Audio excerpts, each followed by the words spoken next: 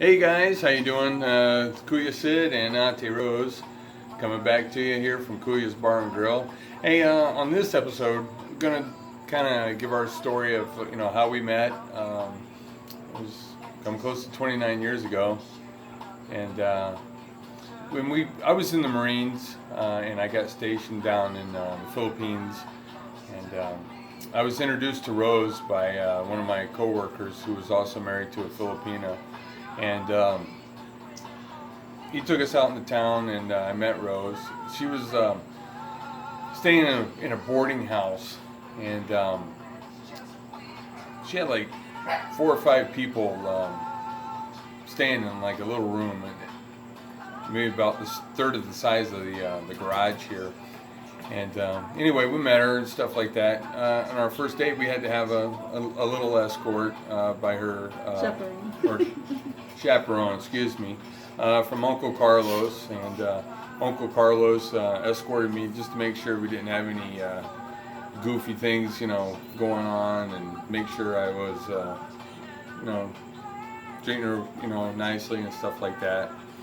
But anyway, we went out on that date, and I kind of didn't think she liked me.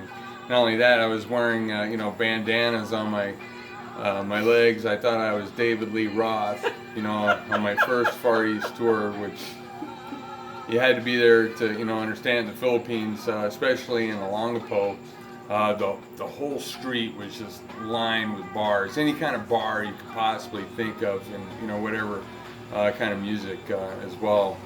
But anyway, I thought that Rose didn't like me, so the kind of 3 days didn't go back and see her, and then I got awarded like a flight in one of our planes in our squadron, and I had some pictures, and I went back out in town and showed them to her, and then it was like.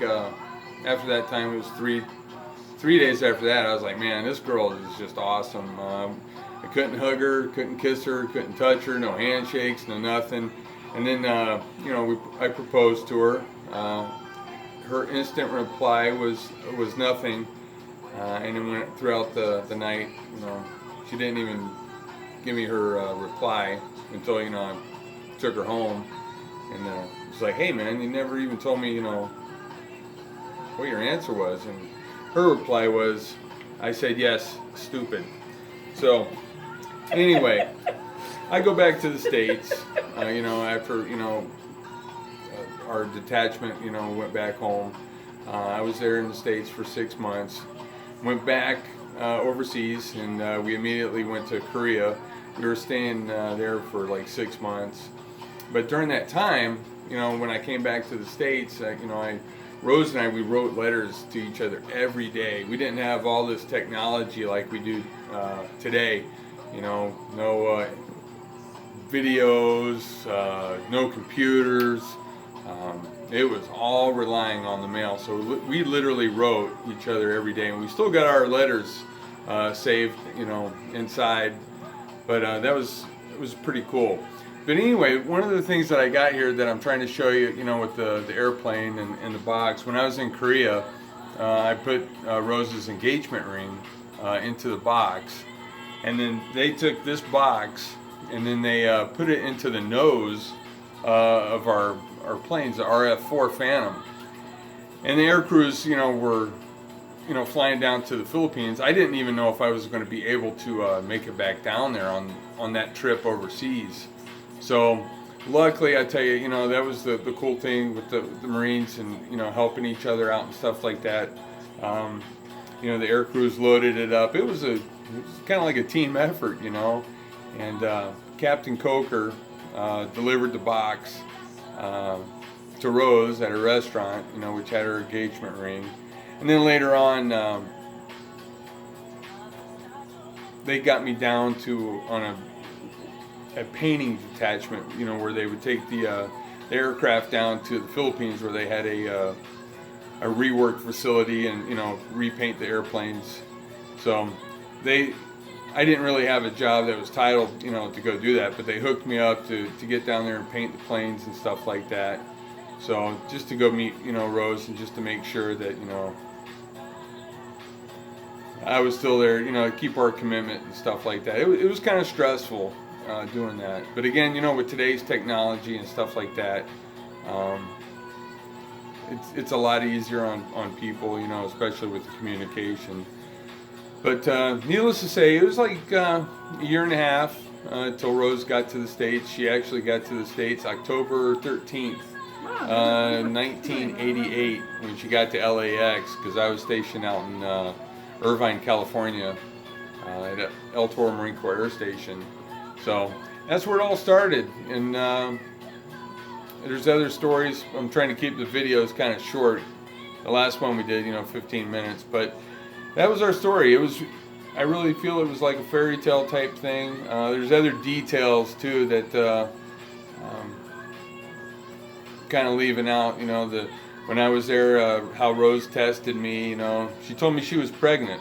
How in the heck can she be pregnant if we never even kissed? That was a big test. Kind of another, like I said, another story at a later time. But anyway, that's how it all began. We're 28 years down the road now. Two beautiful children. Yeah, 2 beautiful kids. Really, really proud of them. We've been really blessed. I really think this is one of the best things I've ever done. So I thank God for it every day. We've had our times. It hasn't always been an easy trip, you know, but like I said, we've been really blessed, and we just hope to go back to the Philippines where it all started, and, you know, try to regroup. I can say, though, the times I've gone back to the Philippines, you know, and we've gone back to Olongapo, man, I'll tell you, I felt like I was 20 years old again, just how Rose and I were. It was really cool. Really, really cool. So again, you know, I just always, it's an adventure, man. You know, I'd recommend doing that. So anyway, there's Kathy. Kathy's back for okay. Say hi, yeah, right on. Photo bombing. Photo bombing. We just got carpet bombing. So anyway, that's it for this video. I hope, again, there's a million details. I'm just trying to cut this thing short. So hopefully tomorrow morning we'll be sitting with you out in the back patio having our morning cup of coffee and our Pampanga Starbucks glasses. Sitting there wishing, and maybe, hopefully, we'll have a Filipino breakfast. Stay tuned. You'll really like it. So anyway, this is Kuya Sid. Auntie Rose, love you. Take care. We'll see you later.